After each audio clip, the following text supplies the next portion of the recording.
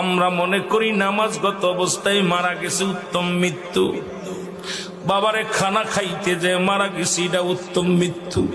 সড়ক দুর্ঘটনায় মারা যায়, গমের ঘরে মারা যায়, কত না দুর্ঘটনায় মারা যায়। আল্লামা মুফতি আমজাদ আলী সাহেব তার কিতাবের মধ্যে লিখতে যায় বললেন, মানুষ শোনো, 70টা তাজা উটের গায়ের চামড়া জবাই না করিয়া উল্টো দিকে টান দিয়ে লবণ আর মরিচ লাগায় দিলে যতটুক যন্ত্রণা হয়, এর চাইতে 70 গুণ যন্ত্রণা হলো একটা সাধারণ মৃত্যু। এখন আমরা মরণকালে অনেকে পায়খানা করে দিই রে, মরণের সময় অনেকে প্রস্রাব করে দিই। অনেক দাদা বাবার চোখটা বড় বড় হয়ে গেছে মরণের সময়। অনেকের মরণের সময়, মুসলমান শুনে নাও, অনেকের মরণের সময় এই দুটি অমুসলমান জিহ্বাটা বাইর হয়ে গেছে। তাদের মরণটা কত কঠিন হয়। সহজ মৃত্যু যদি এত কঠিন হয়, কঠিন মৃত্যুটা কত কঠিন। আর কত মানুষের জানাজা পড়লা, কত মানুষের দাফন করলা, কত মানুষের শেষ গোসল করে দিলা।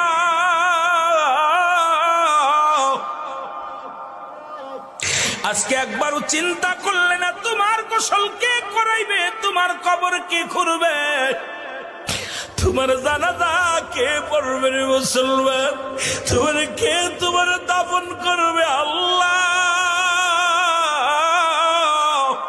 এই কার জন্য তুমি সুদ খাও, কার জন্য ঘুষ খাও, কার জন্য জিনা ব্যভিচার করো, কার জন্য মিথ্যা মামলা দাও, মিথ্যা কথা বলো, কার জন্য পরের বউ ভেঙে নিয়ে যাও, কার জন্য তুমি অন্যায় পথে পা বাড়াইলা, দুনিয়ার সম্পদ করলাও।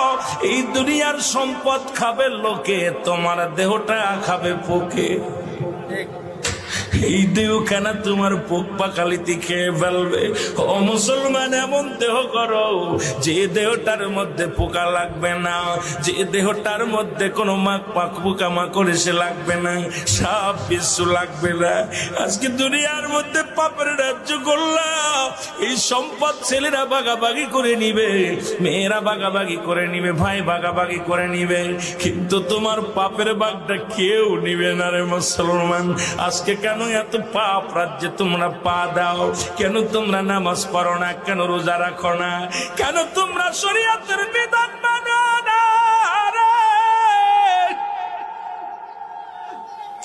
এই দুনিয়ার মানুষের কোন দিন যেন ডাকে যাবে আল্লাহ, এই দুনিয়ার মায়া ছেড়ে চলে যাব।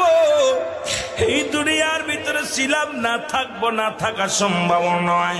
এই জন্য চোখের পানি ছেড়ে দাও, কাঁদো চোখের পানি। যে চোখ দিয়া মাছের চোখের মতো একটু পানি গড়াইয়া পড়বে, আমার আল্লাহ চোখ দিয়ে জাহান নামে দিবে না। ও মুসলমান, কত আলোচনায় বসলাম, চোখের পানি আসে না। কত বক্তার ওয়াজ শুনলাম, কেন অন্তর কাঁদে না? কেন আমাদের অন্যায় পথে এত ধাবিত হয়? কেন আজকে এত অন্যায় করি? একবার বয়াদা করে মুসলমান, ছোট্টবেলা থেকে শুনলাম, বাবায় কয় মানুষের মতো মানুষ হতে হবে, দাদায় কয় মানুষের মতো মানুষ হতে হবে, উস্তাদ কয় মানুষের মতো মানুষ হতে হবে। ও মুসলমান, গুরুজন কয় মানুষের মতো মানুষ হতে হবে। আপনিও মানুষ, আপনার বাবাও মানুষ, আপনিও মানুষ, আপনার মায়ও মানুষ, আপনিও মানুষ, আপনার উস্তাদও মানুষ, আপনিও মানুষ, আপনার পীর সাহেবও মানুষ। কেন আপনাকে মানুষের মতো মানুষ হতে বলেছিল? আজকে বুঝতে পারি রে মুসলমান, কেন বলেছিল। এই কেনর জবাব এখন বুঝতে পারি। কেন বুঝতে পারলাম শুনে নাও। আজকে ডক্টর এমবিবিএস ডাক্তার পাস করি আইসা রে, টাকার জন্য যাদের অপারেশন থিয়েটারে যাই না, আজকে ডাক্তারি পিএইচডি করিয়া বড় বড় ডিগ্রি নিয়ে ডাক্তার হইয়া টাকার জন্য যাদের হাতে রোগী মারা যায়, এই ডাক্তারগুলো মানুষ না অমানুষ? জোরে বলেন, মানুষ কি অমানুষ? আওয়াজ জোরে হয় নাই, মানুষ কি অমানুষ? এই মানুষ হইয়া ও মুসলমান শুনে নাও, অনেক টাকা পয়সা বানাইয়া বিদেশ থেকে ডিগ্রি আইনা অফিসে চাকরি পাইলা, সরকার বেচারা ৮০,০০০, ১,০০,০০০ টাকা, ৯০,০০০, ৫০,০০০ টাকা তাদের বেতন দেয়, তারপরও সে ঘুষ খায়। এই ঘুষখোর বেচারা মানুষ কি অমানুষ? জোরে বলেন, মানুষ কি অমানুষ? আইরে আমাদের দেশ নাই, আজকে পিওনের হয় ৪-৫টা বাড়ি। আমার দেশে অনেক পিওন আছে রে মুসলমান, এই পিওনের 10টা বাড়ি, তার বেতন হলো ৭,৫০০ টাকা। কেমনে সে ভিআইপি গাড়িতে চড়ে, কেমনে বাদানদের এই দুনিয়ার মধ্যে 5তলা বাড়ির মালিক হয়, 10তলা বাড়ির মালিক হয়? এরা আসলে মানুষ নয়, এরা হলো অমানুষ। যে ছাত্র শিক্ষক, যার ছাত্র ভাইয়েরা পাঠদান করতে যাইয়া ছেলেদেরকে প্রাইভেট পড়াবে বলে পার্সোনাল ভাবে ক্লাসে লেখাপড়া ঠিক মতো করায় না, প্রাইভেটের নিশায়, টাকার নিশায় যে ছাত্র জীবন নষ্ট করে দেয়, সেই শিক্ষক মানুষ কি অমানুষ? যারা বলে মানুষ কি অমানুষ? আওয়াজ নাই, আপনাদের মুখের জবান বন্ধ থাকলে আলোচনা হবে না।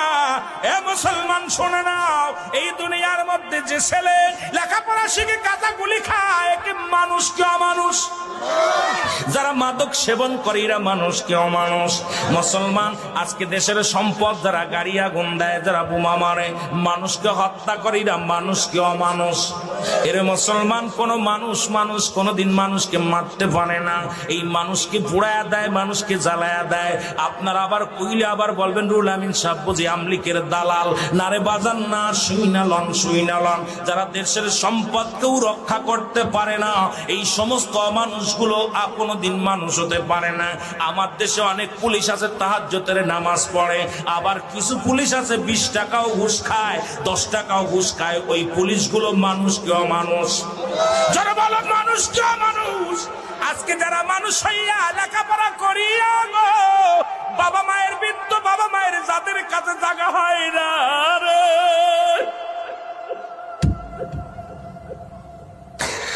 আজকে যারা বাবার জায়গা হয় না, মায়ের জায়গা হয় না, আমার দেশে প্রায় 90% সন্তান বাবা মারে ভাত দেয় না।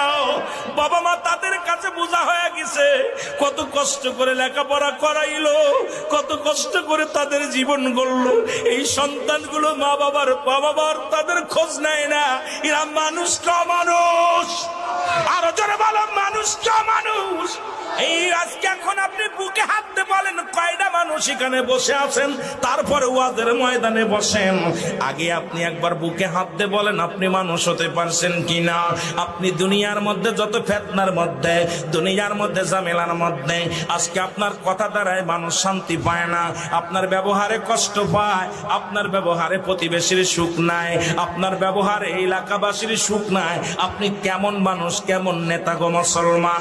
তুমি নেতা হইয়া ঘুষখোর বদমাইশ শুই না লও, আজকে বুকের হাত দিয়ে একবার এখানে বলতে পারবা কয়টা মানুষ জান্নাতের বাগানে বসেছেন? আমরা পৃথিবীর মধ্যে 99% মানুষই অমানুষ হয়ে গেছি। জোরে বলেন ঠিক কিনা?